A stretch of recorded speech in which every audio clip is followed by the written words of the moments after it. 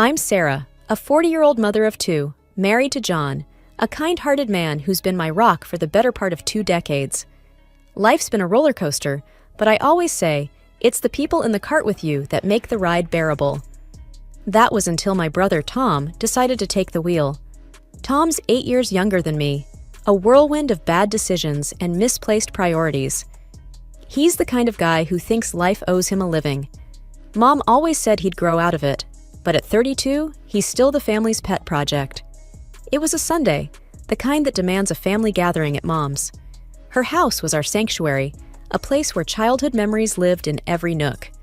As usual, John, the kids, and I were there, enjoying Mom's famous roast and her stories from a time we only knew through her eyes. That's when Tom burst in, like a storm no one predicted. The door banged against the wall, and in he strutted, a smug smile plastered on his face. He wasn't alone. Clinging to his arm was a young woman, barely out of her teens, her pregnant belly blatantly obvious in a dress that was, let's just say, more suited for a nightclub than a family lunch. John choked on his tea. Emily, my 12-year-old, asked if she was going to be an aunt. Max, the 8-year-old, was more interested in why Aunt Lisa's dress was so shiny. "Family, meet Lisa, my fiancée," Tom announced, as if he was unveiling a prize. Mom's fork dropped. "Fiancée? Tom, we talked about this." Lisa flipped her hair and shot us a look that could curdle milk. "Yeah, we're getting married. And this little guy," she patted her belly, "is Tom Jr." The room was so quiet, you could hear the clock ticking. John cleared his throat. "Congratulations, Tom. That's big news." Tom smirked. "We're staying here for a while. You know, till we get our own place." Mom tried to smile, but I saw the worry in her eyes. It was like watching someone set up camp at the edge of a cliff. That night, after the kids were in bed, John and I talked. "Sarah, your brother, he's not just irresponsible. He's taking advantage of your mom." I knew he was right.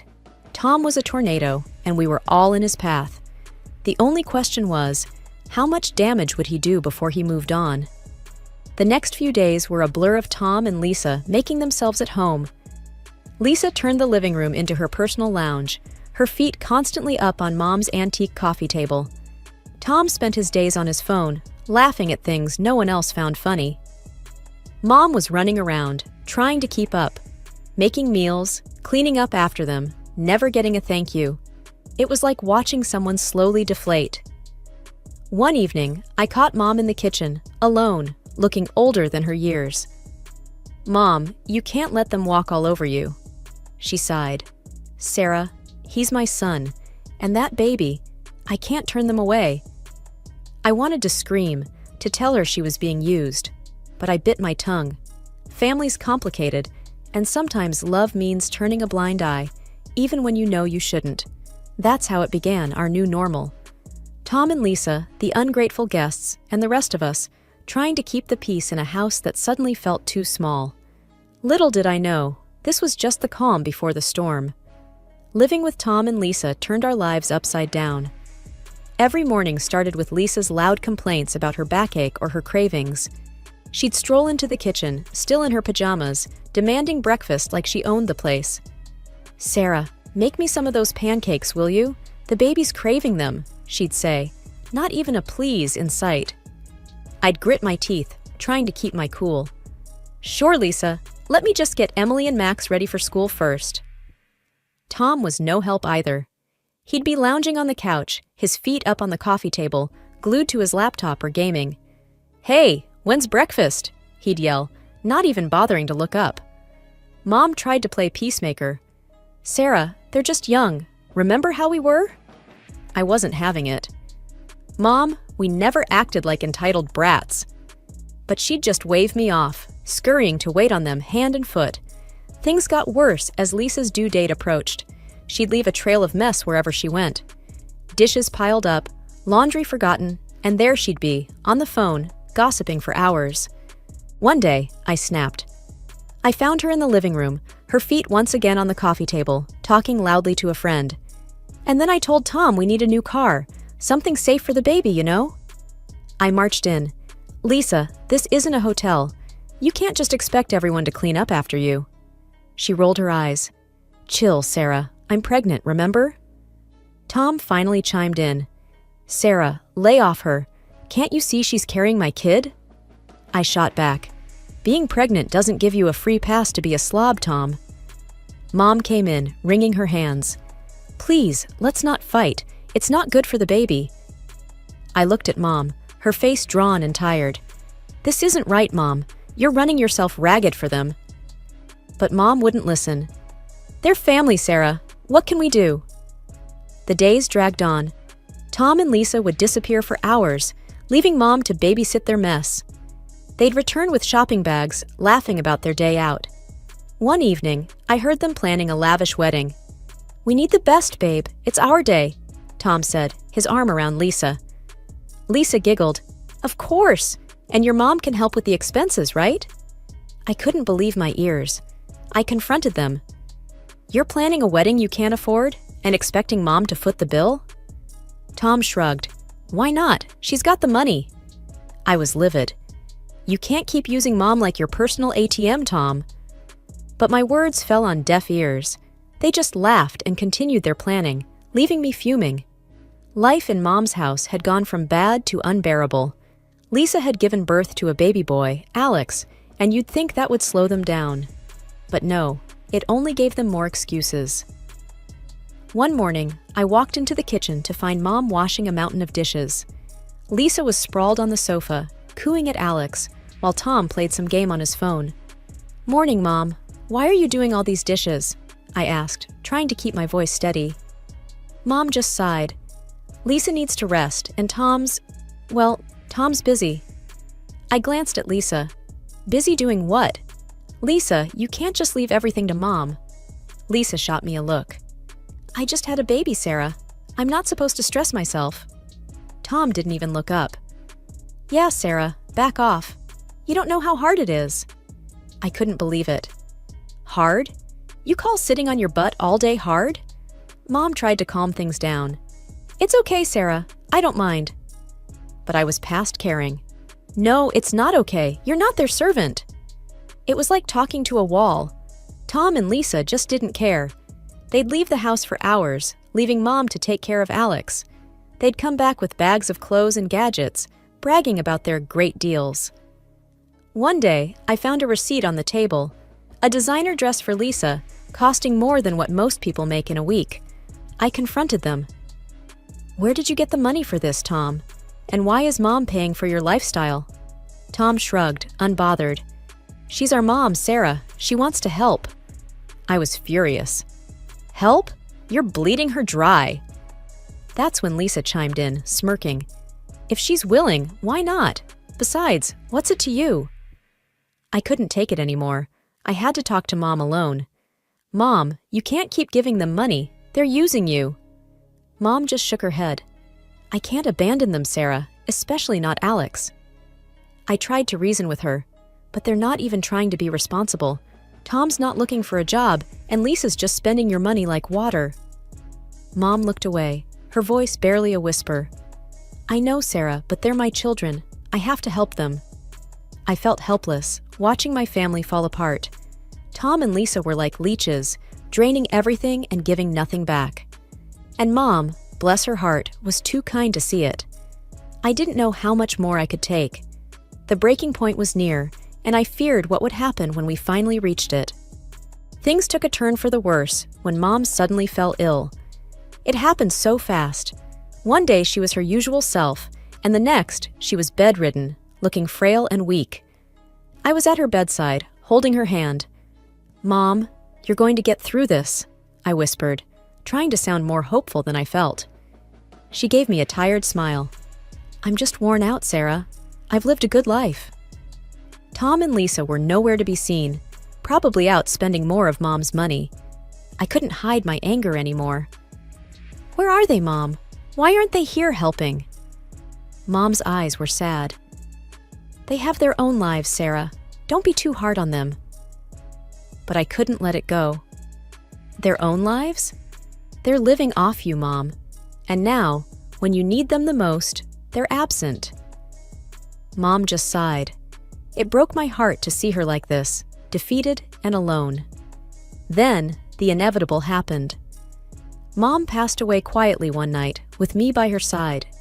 Tom and Lisa were out, probably having the time of their lives, oblivious to the tragedy unfolding at home. The funeral was a blur. I remember seeing Tom and Lisa arrive, looking like they were going to a party rather than mourning a loss. Lisa's dress was inappropriately short and flashy, even for a funeral. People were murmuring, and John squeezed my hand, trying to offer some comfort. After the service, Tom pulled me aside.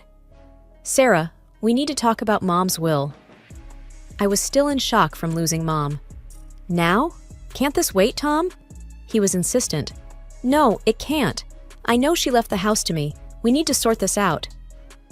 I couldn't believe his audacity. "Tom, Mom just died. Can't you show a little respect?" But Tom was relentless. "This is important, Sarah. I'm her son. I deserve it." The day after the funeral, I went to Mom's house to start sorting through her things. But when I got there, Lisa answered the door with a smug look. "What do you want, Sarah?" she sneered. I was taken aback. "I came to collect some of Mom's things." Lisa laughed, a cold, harsh sound. "Oh, you didn't hear? This is our house now. Tom got everything." Tom appeared behind her, grinning. "Yeah, Sarah. Mom changed her will. The house, the money, it's all mine." I felt a surge of anger and disbelief. "You're lying. Mom would never do that." Tom shrugged. "Believe what you want, but the will is clear. This is my house now." I stood there, on the doorstep of the house I grew up in, feeling like a stranger. The realization hit me hard. Not only had I lost my mother, but now I was losing my childhood home to my greedy brother and his manipulative wife. As I walked away, I knew this wasn't the end. I had to fight back, for Mom, for my family, and for what was right. But little did I know, the battle ahead would be tougher than anything I'd faced before. I was a bundle of nerves as I walked into the notary's office. The whole situation felt like a bad dream. Losing Mom was hard enough, but fighting with Tom over her will was something I never imagined. The notary, Mr. Jacobs, was an old family friend. He looked up as I entered, his face somber. "Sarah, I'm sorry for your loss. Let's get straight to the matter at hand." I nodded, trying to steady my voice. "Mr. Jacobs, Tom says Mom left everything to him. That can't be true." Mr. Jacobs shuffled some papers. "Well, let's see what the will says." Tom and Lisa walked in just then, all smugness and arrogance. Lisa gave me a triumphant smirk. "Ready to lose, Sarah?" I ignored her, focusing on Mr. Jacobs. He cleared his throat and began reading the will. My heart was pounding in my chest. "And to my son, Tom, I leave." I braced myself for the worst. But then, Mr. Jacobs said something that made my heart leap. The sum of $5,000. Tom's face fell. "What? That's it?" Mr. Jacobs continued. "And to my daughter, Sarah, I leave the family home and the remainder of my estate." I couldn't believe it. Relief and disbelief washed over me. Lisa was furious.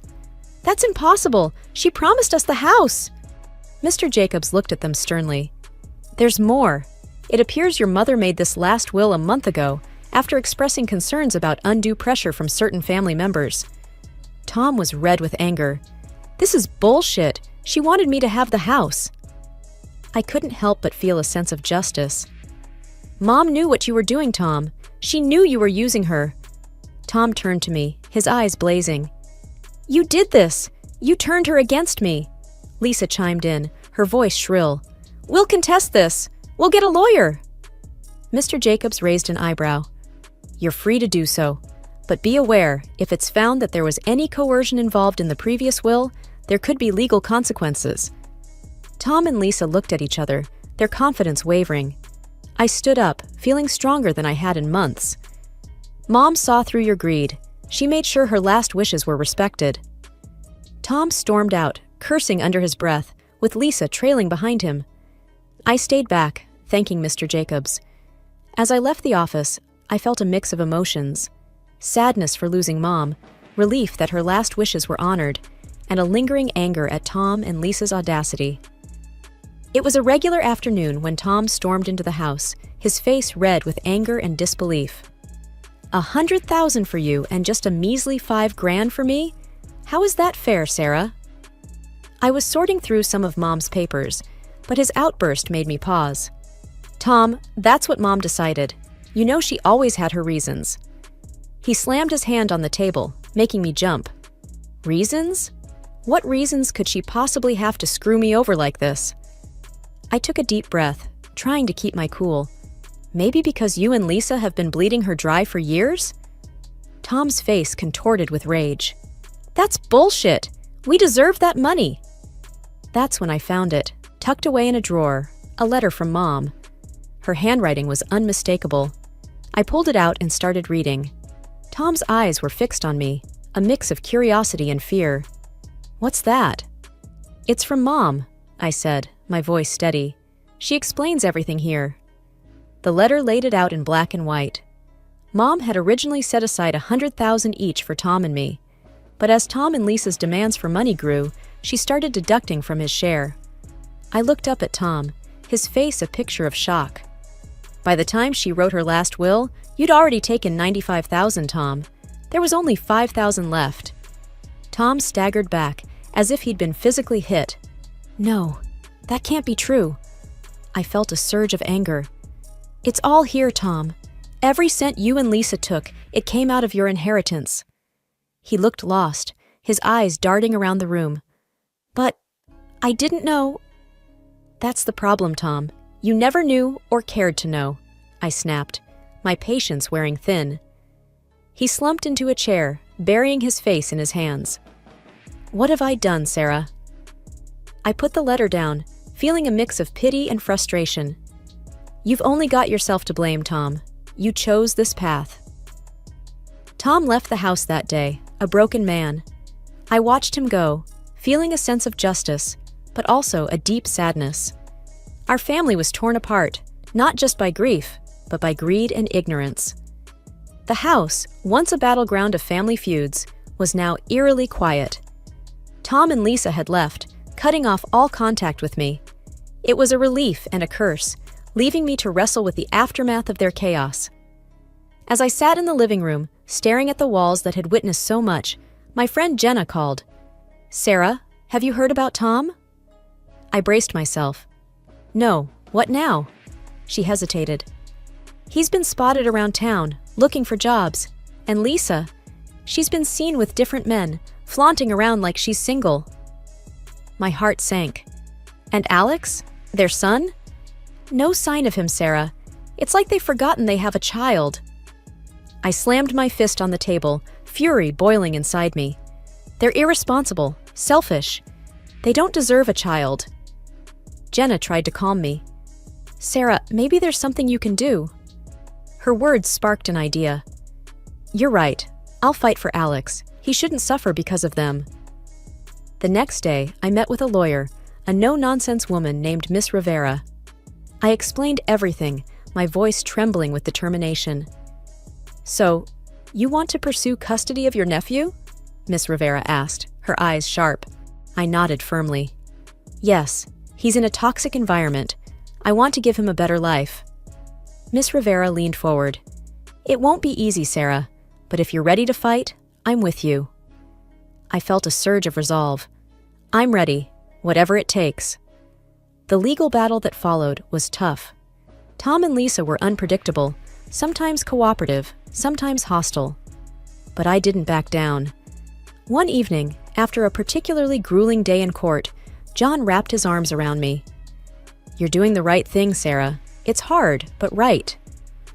I leaned into his embrace, exhausted but hopeful.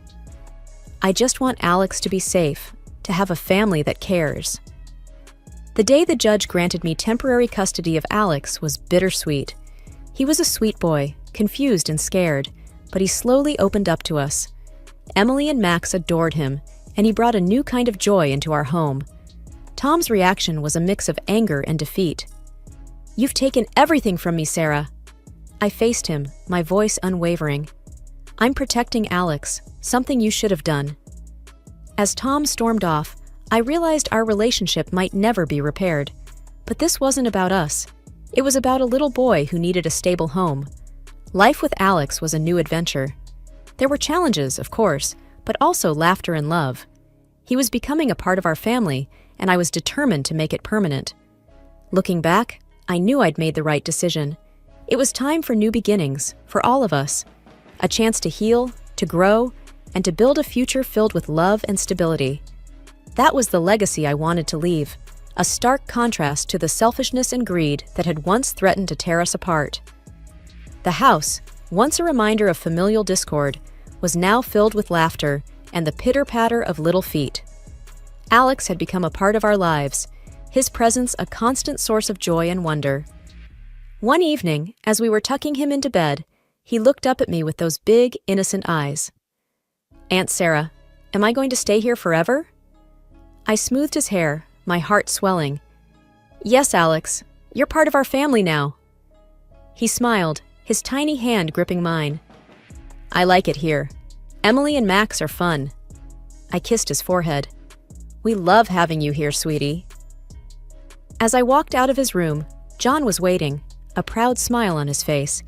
"He's really settling in, isn't he?" I nodded, feeling a sense of accomplishment. "He is. We're giving him the life he deserves." The next day, I received a call from Miss Rivera. "Sarah, it's official. The court has granted you full custody of Alex." I nearly dropped the phone, tears of happiness welling up. "Thank you, Miss Rivera. Thank you for everything." After hanging up, I shared the news with the family. Emily and Max cheered, hugging Alex in a group embrace. Even John had tears in his eyes. "We're a family," John said, his voice choked with emotion.